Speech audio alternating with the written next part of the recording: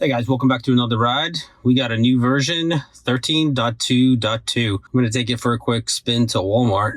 Let's go. So all you have to do to get started on the drive is buckle your seatbelt, pick a destination, which I already did, and hold down the start button. It automatically chooses to move forward. Got our right blinker on, moving out of the spot. There's some ice under our tires here, but it rolls right over, no problem. Gonna be coming up. The speed limit is 15 in the complex where I do my testing here, and that slowed down really well for this speed bump down to 6, which is very comfortable for a speed bump. Now we're moving along to their next stop sign here. We have a pedestrian crossing, not in the crosswalk or anything, just walking across. Great stop at the stop sign. And we're moving right through. The stops have gotten a lot quicker. Just stops for a very brief moment and then moves right through. It's going a little bit slow here. I'm not going to push the accelerator or anything. I'm waiting for our next speed bump here. I'll get it sped up a little bit. Let's see the next speed bump. Excellent. It seems like the visualizations show a lot more of the speed bump than they did before. And I don't know if you guys can see on camera, but there is a little snowflake next to my battery here. And that just means it's cold outside. So for winter conditions, it's got to heat up the battery. So I'm going to lose a little bit of range while it's doing that. It's keeping the battery warm so it operates at its peak capacity. We do see the new max speed set here to 17. I don't see the profile showing up. I think the profiles like the chill, standard, and hurry only show up after you exceed 25 miles an hour. But anything below 25 miles an hour, the profiles, the max profile speeds, the offset is still counting. And my offset is 15%, so that's why we got direct sunlight here. It doesn't seem to be affected. It's not low enough like it was in the New York City drives, but they handled that direct sunlight pretty well. It's still showing the wrong speed limit here, 15, but it should pick up this new sign at 25. Fantastic. We're going 27 to 25, very comfortable speed here. It's driving across the yellow line here to make a left. The roads are salted, so I might have a hard time seeing the lines, but it's doing a good job to predicting them on the visualization here. There you go, and we're at 28 miles an hour, and we have our standard mode showing up. We are on standard mode, and this version is 13.2.2. I can't believe how fast they're iterating. Like just a week and a half ago, I got the 13.2.1 and was able to take that all through New York City for over 3 hours, and only had one disengagement where it pulled up behind a stopped box truck that was unloading things, and it did have its emergency flashers on, but it was not moving. It was in the turn lane, so I think that's where the confusion was. And I gave the car about 15 seconds to decide what it wanted to do, and it wasn't getting out of the way. It wasn't going around them, so I decided to just take over and move around with traffic. And then the other issue I was having was either 5 or 6 the red hands of death, and those were because we had direct sunlight. I was there for like morning rush hour traffic just to test it in like the worst conditions possible. And it was like, I think it was maybe five times we got the red hands of death. But the sun was literally so blinding that like I couldn't see past the, like when we pulled up to the intersection, there'd be a crosswalk. And when I tell you I couldn't see past the crosswalk, like it was so bright, the sun was shining. So the whole car had a really hard time and just basically threw its hands up and was like, I'm not doing this. But once we got past that street, the rest of the drive was amazing. It did so well. There was a case where it saw pedestrians when I didn't. It came from like my blind spot on the left here. And there was a case when we pulled up to the Times Square and Broadway, and it basically got behind this stopped car in the right. And I changed the destinations to keep going to the Empire State Building. And it basically, or no, I'm sorry, not the Empire State Building, to the Central Park area. We went over some ice there, no problem. I didn't feel any tire slipping or anything. Felt really great. And basically we were heading to the Central Park, and the car actually backed up and went around the stopped cars on the side of the road, like in the right-hand turning lane. Like it didn't do for the box truck previously. It did do that for the next time that I ran into that situation, except it was on the opposite side of the street. It was on the right versus the left. So I'm not sure if that makes a difference. But overall, it was a crazy experience. If you missed any of those videos, you know, they're all on the channel. Check them out. They're all marked like FSD versus New York. It's driving a little weird here. It keeps pushing over into the opposite lane because it's getting a lot of reflection from the ice on the road here. It's proceeding through the ice now. I don't feel any slippage. I don't feel the car shifting around or anything. This is a dual motor, so it's all-wheel drive, so it shouldn't be slipping around too much. A lot of sun coming directly at us, but it's a little bit higher position. The road has got decent visibility. I do have to squint quite a bit to make sure that I don't get completely blinded. Normally, I would put the visor down at this point, but I'm trying to keep the view open for you guys as much as I can. And we're almost done on this road here.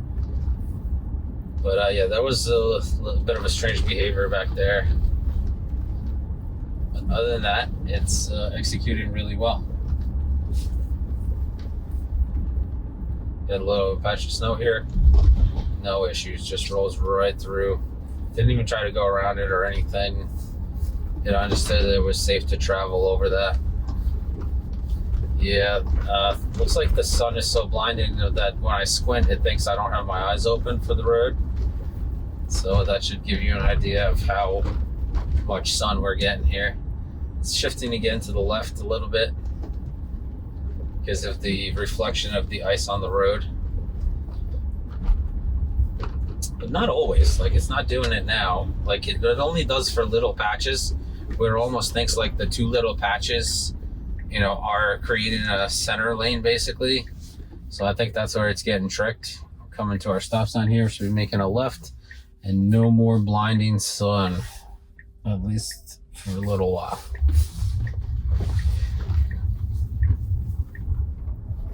If you guys have any questions or anything about the New York trip, or anything about the car, just put them in the comments below. I read all the comments. I'm happy to answer any questions you may have.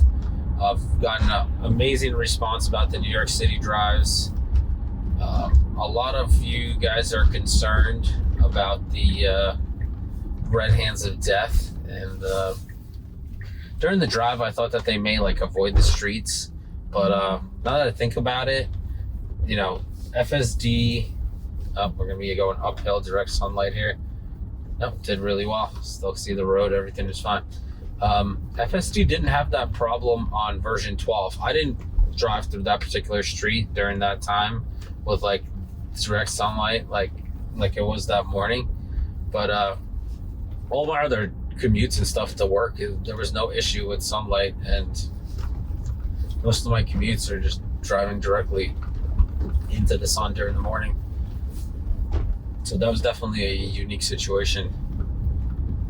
Yeah. I'm not quite sure. There's this new version, 13.2.2. I'm not quite sure exactly what the major updates are to FSD, but I know that there's several different updates for it includes the holiday update.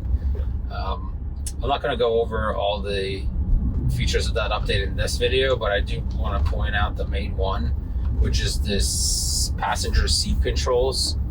Like, I've struggled with that so much because I have little ones. I have car seats, and my wife likes to sit back as far as possible in the seat.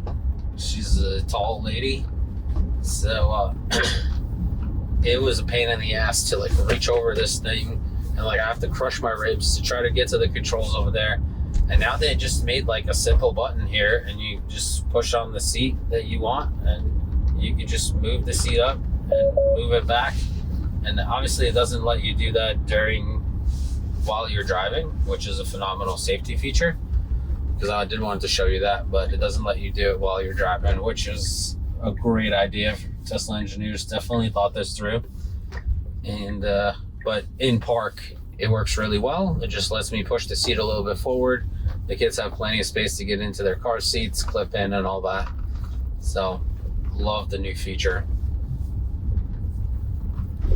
We're doing really well on these back roads. I mean, I would expect this to be like easy mode compared to New York City, so I'm not expecting any disengagements at all on this ride. I'm confident after seeing it V13 drive in New York City that I'm gonna have a lot of no disengagement rides going forward here in New Jersey. And I appreciate everyone who subscribed to the channel. We finally reached over 1,000 subscribers. I did say that the 1,000th person is going to get a shout out, but after speaking to them, they chose to remain anonymous. So we'll just give them anonymous credit for being awesome and being the 1,000th subscriber. And there's an interesting story behind it, but I'm not going to go into it today. I will tell that story when we hit 10,000 subscribers. So, yeah, stay tuned. Subscribe if you want to hear the story of the 1,000th subscriber. It's pretty entertaining. And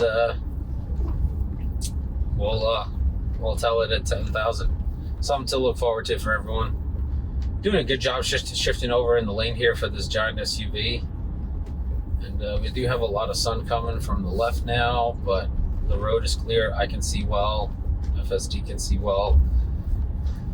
So some of you had questions about the winter driving.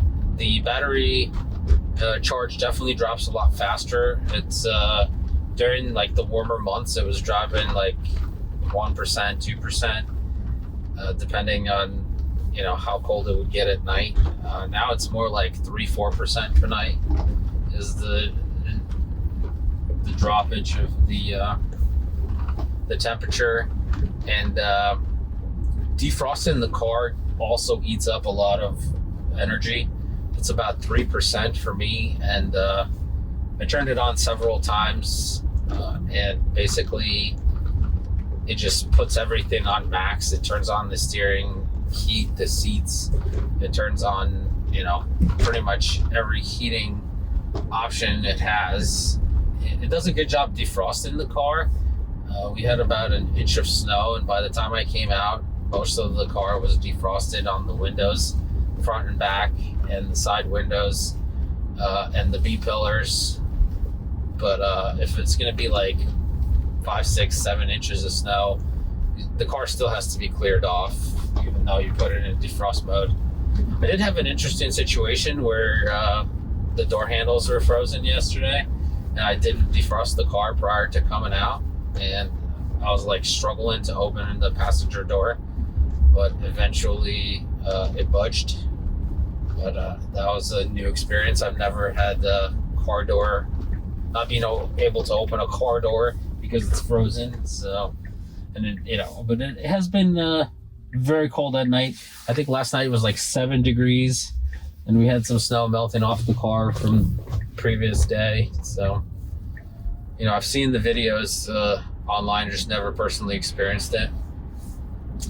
But it is funny when you experience it, because I was like out with my kids and I'm trying to get them in the car, and the car door won't open. They're like, "Dad, what's going on? The car's not opening." So I had to be like, "All right, give me a second." I had to like wiggle the right side of the handle, wiggle the left side of the handle, and then eventually the ice in there broke up and I was able to pop the handle open. But it does concern me, like if the window freezes and I like force open the door, like I could break the window, so that's kind of concerning. but hopefully that'll never happen. I don't even want to put that out into the universe. It's handling this one-lane bridges exceptionally well. There's nobody coming from the other side as far as I can tell. FSD hesitates a little bit, slows down to 17, executes it really well. This is some tight quarters here. There's some tiny little back roads, and it's handling it no problem.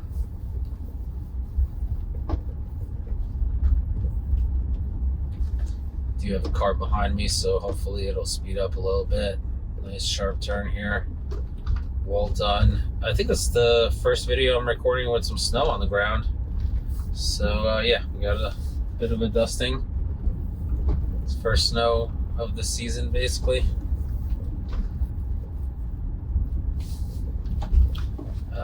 As for charging in cold weather, it does take a little bit longer. It's probably like an additional 10 minutes. So if my charge before was like 15 minutes in the summer, going from like 15, 18 to 80%, it was taking like 15 minutes, 12, 15 minutes, depending on, you know, where I started with the preconditioned battery. Now with the preconditioned battery, it takes like 25 minutes or so. So it does take a little bit longer, but you know, I usually like either have my kids with me and they're entertained by the screen, and I'll put up a video of them playing a game while we're charging. Yeah, my kids absolutely love charging the car because they get to play the video games. We don't really give them any like iPads at home or anything. Like they don't get any phones or iPads or anything. So for them, it's a big deal to like take the Tesla to charge, and then they get to play the game. Or sometimes they'll sit in the back seat and they'll watch YouTube while we're charging. You know, their little shows that they like miniature cake making or something. The sound effects on those things are just so strange, but whatever. They like it, keeps them entertained, and keeps them happy. That's all that matters. And my wife loves it when I charge the car and I take the kids, because she gets a little break from them. And she's at home with them 24/7, so she gets a little break from them, and everybody wins, you know. So if you're worried about charging, don't be. It takes a little bit of planning, but other than that, it's very straightforward. And I solely charge on superchargers. So I'll shout out to the two folks that purchased their Teslas with my referral code, because they got me plenty of charging for an entire year, which I'm super grateful for. And that should just tell you how cheap supercharging is, because I got a $500 credit from each of these folks for them buying their cars with my referral code. And they were able to get me charging for like almost an entire year, because so far I've driven about 6,000 miles, and it's about $550 or something like that, and which is phenomenal. I mean, I was never getting that in my Jeep. My Jeep Grand Cherokee was awful on gas. I was probably spending around $2,500 on gas every year, and that was like during the pandemic, when, you know, I only was going to the office like one day a week or no days a week, and I was still burning tons of gas just traveling around town and stuff. But so lots of savings on the gas part, and I'm very excited about that, as you can tell. I did see Sawyer Merritt. He does a lot of the Tesla news on X, and he posted that you can actually now, with your credits, buy the monthly subscriptions through FSD. So I replied back to him, and I asked them to request that they allow other people with referral credits to gift the credits to other people with Teslas. So like my mom has a Tesla, and I've been encouraging her to use the FSD during the free trials, but you know, she like does it for a few days. She doesn't always do it. So it would be cool if I could just send her like a gift card or a referral credit that could be used for FSD for her car as a gift. And you can do that like for your kids if they have Teslas. You know, instead of getting them some like ridiculous Christmas gift for your older kids, you could just get them FSD for a month or for a year, whatever. You know, it'd be pretty cool if that was an option. So let me know in the comments what you think about that idea. Like, would you be gifting FSD to anyone if that was an option that you could do with your credits? So I think that should be pretty entertaining.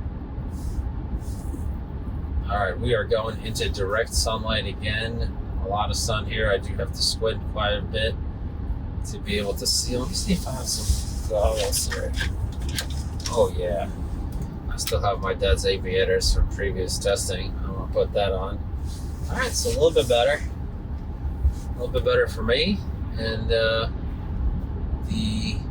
eye tracking, eye monitoring system still works well, even with sunglasses on. So that's a good test to make sure that the eye tracking still works with sunglasses on the new version, 13.2.2. I kind of wish they would, like spell out the differences in the dot releases, because often they don't really write it out, and it's kind of hard to tell like what's changed. And it's going to be even harder to tell what's changed now that I know how good FSD is, like in complicated situations like New York City. So it's going to be tough finding the challenges for it. We should be coming up to our destination in a little bit here. I think we have about 3 minutes.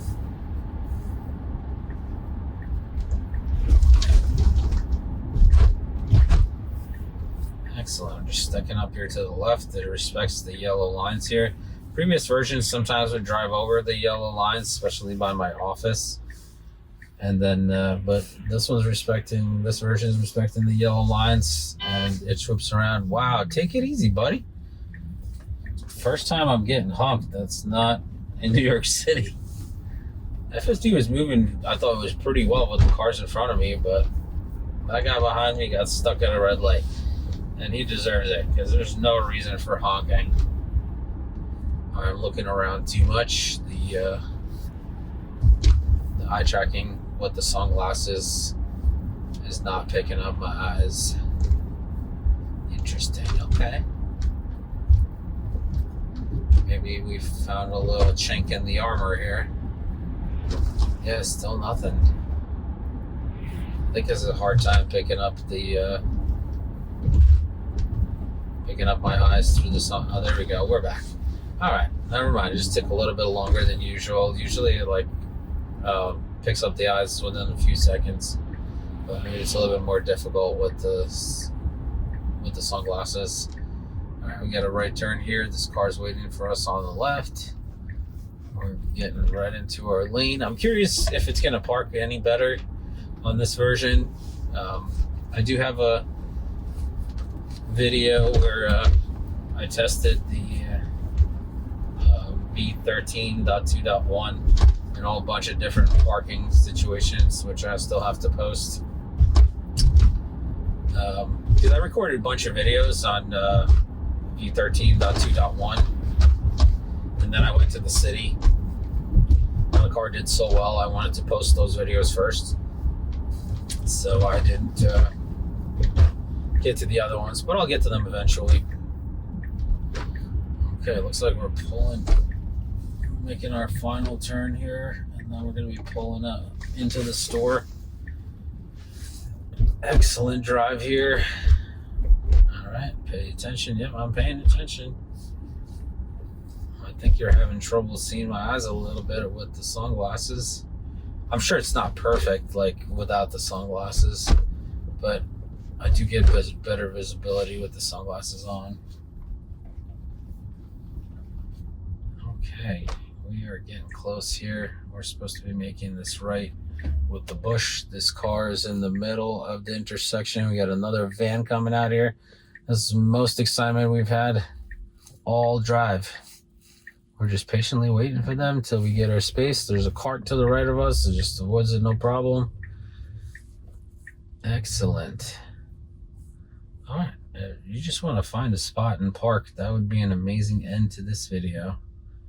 So don't let me down here. Come on. Doesn't look like there's any spots here. Yep. Sorry, I'm looking around. Just looking for some spots. All right, looks like it arrived at the destination here. It's not moving anywhere, so I doubt it's going to try to park. I'm going to give it a little bit of an accelerator here, and it's moving forward, but I don't expect it to find any parking. It was stuck there in the parking lot, though, because the pin drop is in the middle of the store. I don't know how Tesla's going to solve that, because a lot of locations that I arrived to, the pin drop's like in the middle of the location, so I'm not sure how the car is supposed to react. I'm going to take over here because I got somebody backing up into me on the left. I got lots of cars coming from the right. I'm just going to find some parking, and we're going to end the video here because I got to pop into Walmart and get some goodies. Thank you guys so much for watching. Like, subscribe, hit that notification bell so you're notified when the new video comes out. Take care of yourself, your family, and have a wonderful holiday.